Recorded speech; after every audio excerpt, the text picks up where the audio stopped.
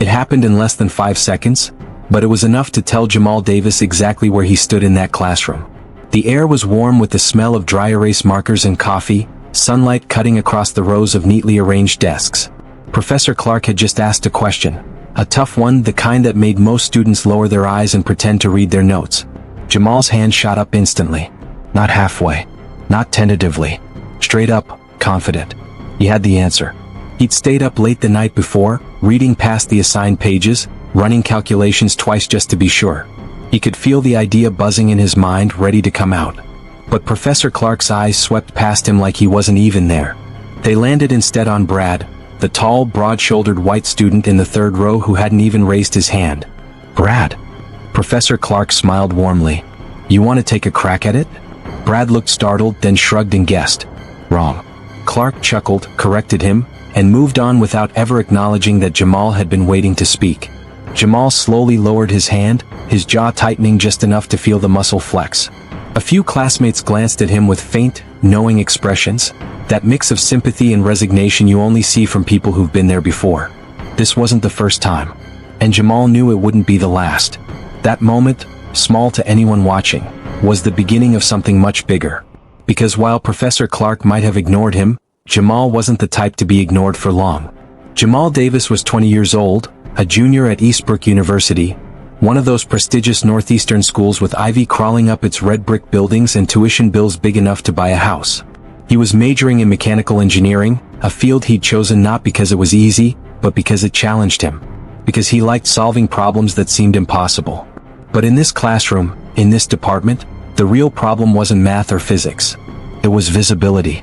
Jamal could walk into a lecture hall, answer 3 questions in a row correctly, and still have his professor look right past him when it mattered.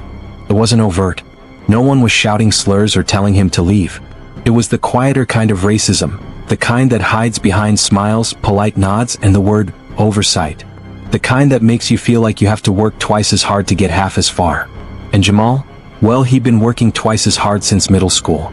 On the 3rd week of the semester, Jamal stayed after class to ask a question about a tricky section of the syllabus. Professor Clark didn't look up from his laptop. Office hours are posted online. Meanwhile, when Brad stopped by to ask about the same section, Clark leaned back in his chair, grinned, and said, "Sure thing, buddy, let's go over it right now." It was subtle. Deny it once and it could be chalked up to mood or timing. But Jamal had a notebook, not just for class notes but for documenting moments like these. Dates, times, exact words. He wasn't paranoid. He was prepared. What no one in that classroom knew, not even Brad, was that Jamal was already building something. Not for a grade. Not for extra credit. But to prove a point. And that point was going to be impossible to ignore. 2 weeks later, the department announced the annual Systems Design Challenge, an optional competition where students worked in teams to solve a real-world engineering problem. Winners got cash prizes, internship offers, and, most importantly, department-wide recognition. Professor Clark suggested team leaders, Brad, Melissa, Ethan, and didn't mention Jamal's name once. But Jamal didn't wait to be invited. He formed his own team. Small but sharp. Himself, Priya, a brilliant coding whiz, and Luis, a transfer student with an eye for structural design. They met in the campus library every night after classes, their table littered with laptops, diagrams, and empty coffee cups. And Jamal's plan? Not just to win, but to solve the challenge in a way so flawless, so undeniable, that even Professor Clark would have to say his name. But here's the thing about making yourself impossible to ignore. Sometimes, the people who've been ignoring you will fight even harder to keep you invisible. And Jamal was about to find out just how far they would go. What happens when Jamal's design starts gaining attention? But not from the professor, from someone much higher up. The first time the dean heard Jamal's name, it wasn't from a professor. It was from a maintenance worker. It was a rainy Thursday night, the kind of night when the campus emptied early and the library's fluorescent lights reflected in long, wet streaks across the pavement. Jamal and his team were still huddled in the back corner of the engineering floor, their whiteboard covered in diagrams so complex it looked like the plotting of a rocket launch. Luis was sketching load-bearing points on a tablet, Priya was running simulations, and Jamal was on his 3rd cup of bitter vending machine coffee, eyes locked on the model taking shape on his laptop screen. The project's problem statement was simple. Design a modular bridge system that could be assembled in under 24 hours for emergency disaster relief. Simple, until you realized how many moving parts that involved. The other teams were taking traditional routes, prefabricated steel, crane assembly, heavy transport trucks. Jamal's approach? A hybrid tension compression design using lightweight composite materials, assembled by drones and autonomous rovers. It wasn't just efficient, it was revolutionary. And the numbers proved it. By week 4, word was spreading. Not from the professors, but from the students who wandered past Jamal's workspace. Dude, they're building something wild back there. Did you see their assembly time? That can't be real. The whispers reached the maintenance crew who saw the group every night, still there when they locked up. One of them mentioned it casually to the dean while fixing a flickering light in her office. That was the first time the dean walked past Jamal's table, pretending to be on her phone but taking in every detail. The next morning, Professor Clark stopped Jamal in the hallway. "I hear you've been busy," he said, his tone flat. "Just working on the challenge," Jamal replied evenly. Clark's eyes narrowed. "Don't overextend yourself. Remember, class performance matters more than side projects." It wasn't advice. It was a warning. But Jamal didn't flinch. Because what Clark didn't know was that Jamal's grades were already top of the class, even without his recognition. A week before the first progress review, an email went out from Clark's office. All teams must submit full schematics and code for preliminary evaluation by Friday, or risk disqualification. Jamal's team submitted on time.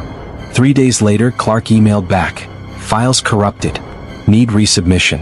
Deadline has passed." Jamal's stomach dropped, until he checked the submission log. The files had been opened on Clark's computer 2 hours before his email. It was obvious. Too obvious. And that's when Jamal made a choice.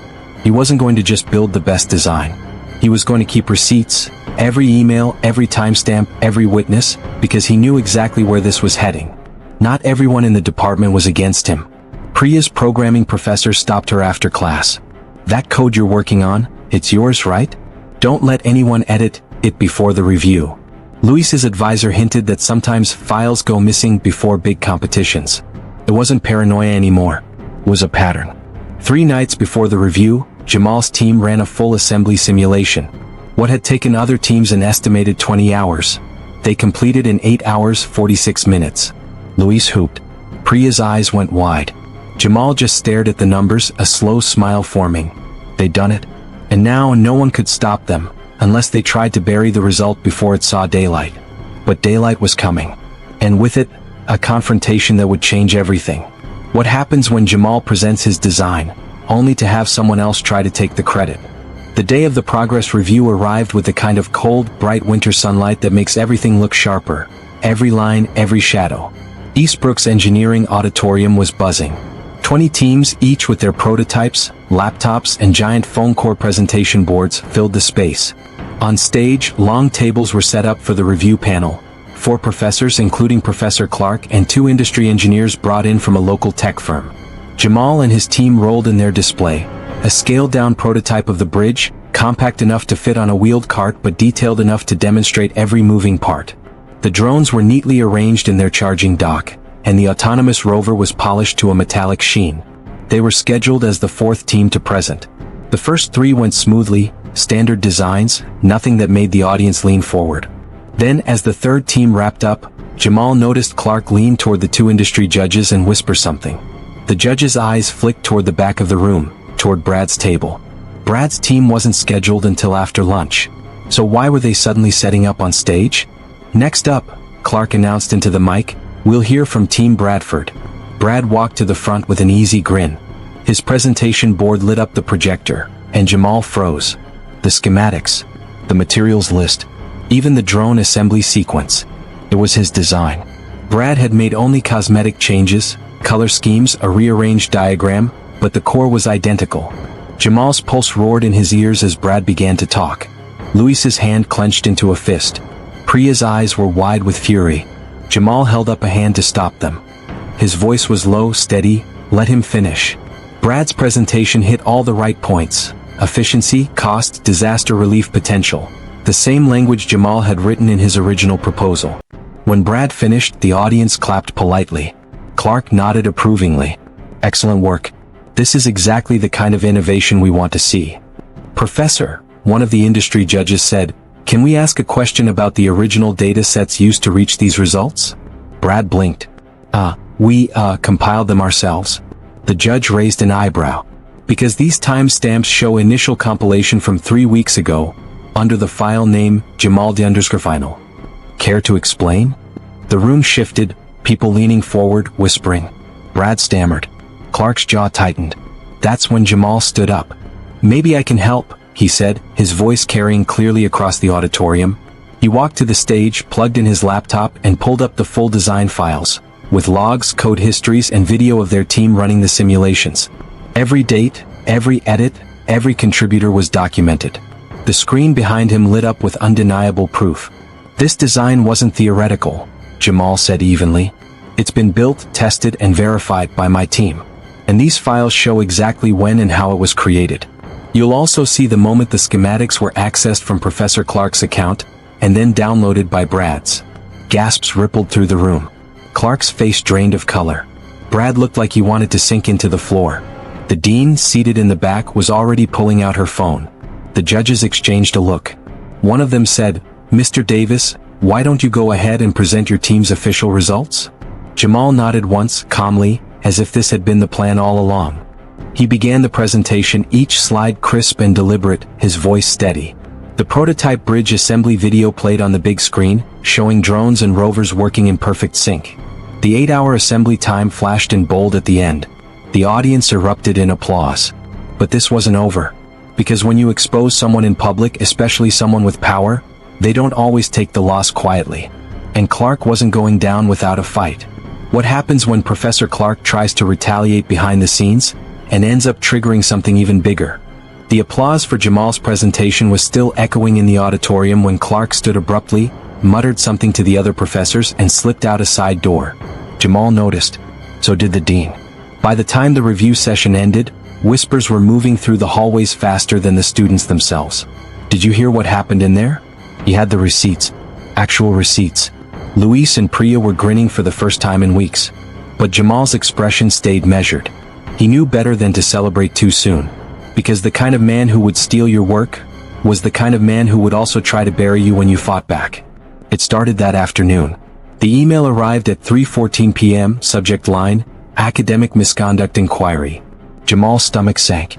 The message accused him of plagiarism, claiming his work was suspiciously similar to Brad's submission. There it was.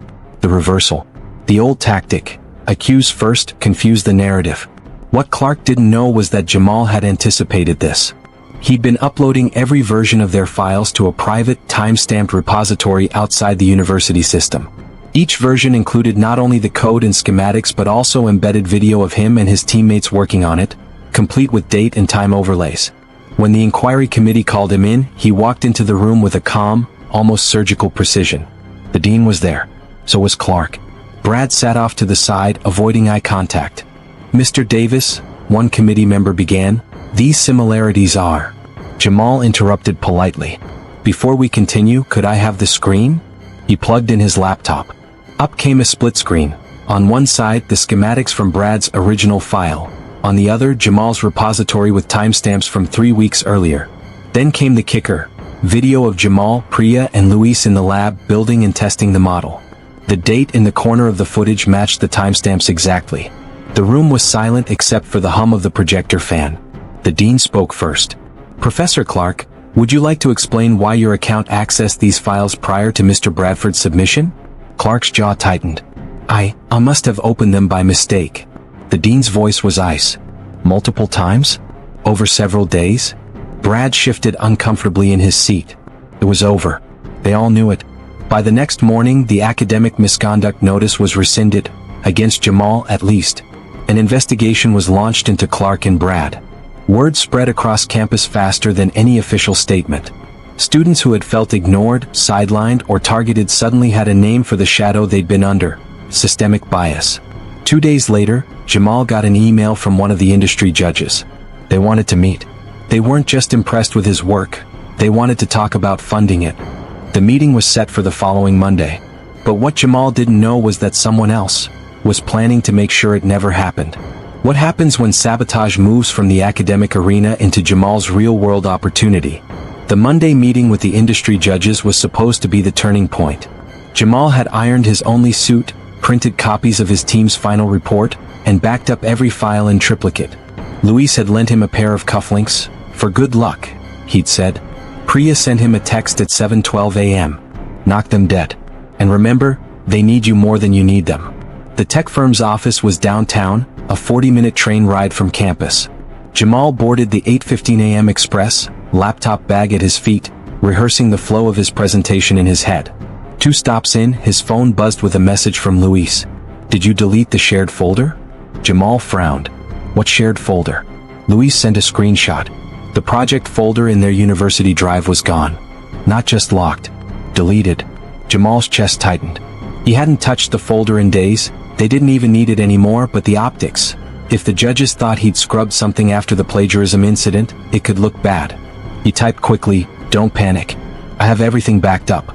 Just keep your head down." But in his gut, he knew exactly who was behind it. And he knew this wasn't about grades anymore. This was about making him look unreliable to the very people who could fund his future. The tech firm's lobby was all glass and steel, with a front desk that looked more like a luxury hotel than an office.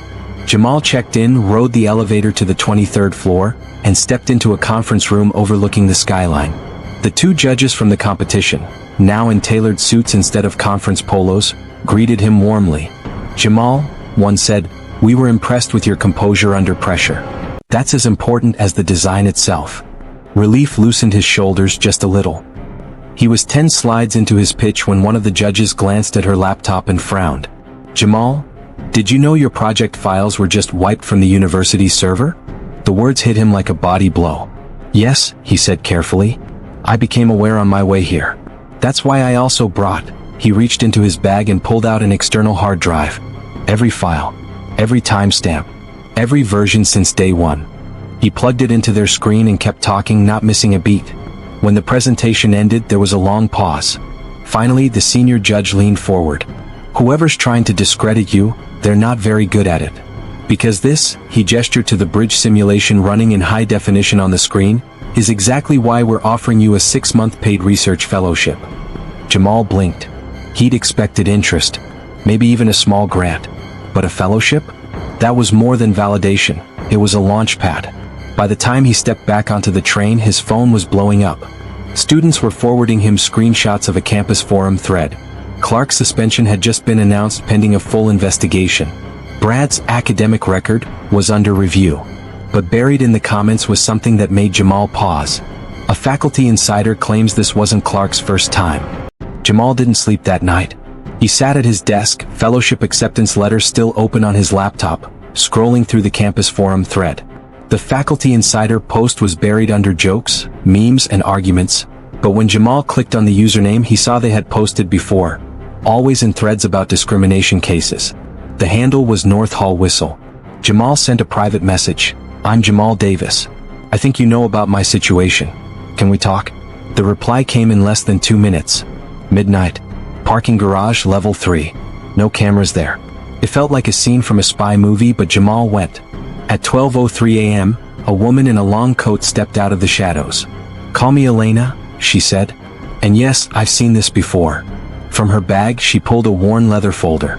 Inside were photocopies of student complaints, some dating back over a decade. Different names. Different departments. But the same pattern. Work stolen, credit reassigned, accusations turned back on the victim. Clark's name appeared in 3 of them. "Most didn't fight back," Elena said quietly. "A few tried, but the system ate them alive." "Your public exposure of him? That's the first real crack in the wall." Jamal's mind raced. If this went public, if students knew it wasn't just about him, the backlash could be huge. But so could the retaliation. "You have a platform now," Elena said. "That fellowship makes you harder to silence. But it also makes you a bigger target." The next morning, Jamal called a meeting with Priya and Luis. He laid out the files. Luis whistled low. "This is a bomb." Priya's eyes hardened. "Then let's light the fuse." They agreed. The story had to come out. But it couldn't just be accusations. It had to be airtight. They began cross-referencing the documents with publicly available course schedules, project archives, and even LinkedIn profiles of former students. The pattern held. And it was damning. They chose a trusted student journalist, Maya Torres, editor of the campus paper, known for refusing to back down even when pressured. When Maya saw the folder, she leaned back and let out a slow breath. "This is going to make me some enemies, but it's going to make you a movement." She promised the story would run Friday morning. Thursday night, Jamal's phone rang. Unknown number. "Mr. Davis," a smooth voice said. "I represent the university's legal office. We strongly advise you not to participate in any public statements regarding pending investigations. Translation: stay quiet or face consequences." Jamal didn't answer. He just hung up and forwarded the call log to Maya. The article goes live, and the backlash is instant, fierce, and far more public than anyone expected. Friday morning, Jamal woke up to 47 unread messages. Maya had delivered. Front page of the campus paper, bold headline stretching across the top. "Decade of discrimination. Students break silence on faculty misconduct." Below it, a photo of the engineering building's stone facade, and right next to it, a picture of Jamal, mid-presentation, eyes sharp, pointing at a slide. By 9 a.m. the article was everywhere. Students were sharing it on Instagram with captions like "finally." Alumni were reposting on LinkedIn, some adding their own stories. But the backlash came just as fast. Clark supporters called it an overblown witch hunt. Anonymous posts claimed Jamal was just bitter and riding the race card. Someone even created a fake Twitter account in his name, posting fabricated confessions. By lunchtime, the student union was packed. An impromptu rally formed, with students chanting for Clark's resignation and sweeping policy reform. Priya was on the steps with a megaphone, reading sections of Maya's article aloud. Ignored contributions, stolen credit, patterns of targeting black and minority students. Jamal stood just inside the doors watching. He wanted to be out there, but every time he stepped forward, someone shoved a phone in his face for a quote. That afternoon, the dean's office emailed Jamal, "Mandatory meeting, 3 p.m. When he arrived, the dean wasn't alone. A university lawyer sat at the table, flanked by two administrators Jamal barely recognized. "This attention is problematic," one of them began. "It could damage the school's reputation and your own future opportunities." Jamal kept his voice level. The reputation was damaged the moment this behavior was allowed to continue for years. The lawyer leaned forward. "If you agree to a private settlement, no further media, no public appearances, we can guarantee funding for your fellowship and an additional stipend." It was the classic move, by silence. Jamal thought about the folder Elena had shown him. The students who'd left quietly. The ones whose names no one remembered. He shook his head. No deal. As he walked out, his phone buzzed again, this time from Maya. "Brace yourself. National outlets are calling me for quotes. You're about to go viral."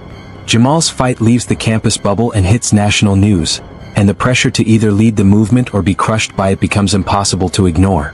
Saturday morning, Jamal's phone wouldn't stop ringing. It wasn't just texts or emails now. Major news networks were calling. CNN, NPR. Even a late-night talk show producer wanted him as a guest.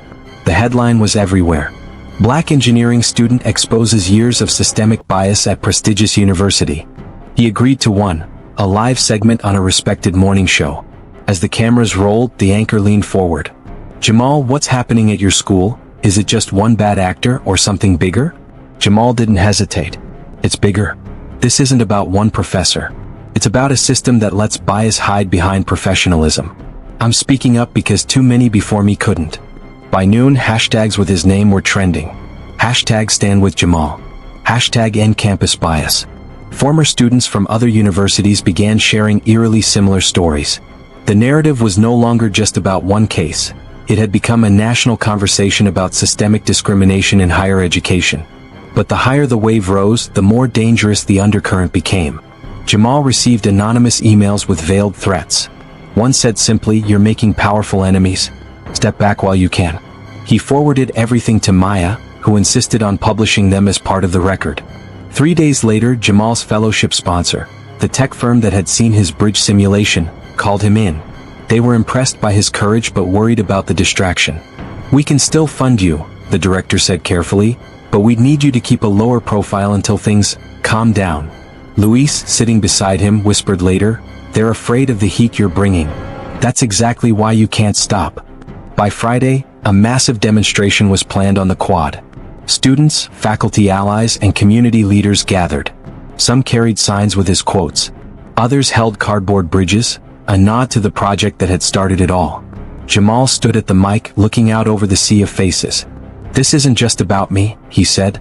"It's about every voice ignored, every idea stolen, every future dimmed because someone in power decided who mattered and who didn't." The crowd erupted.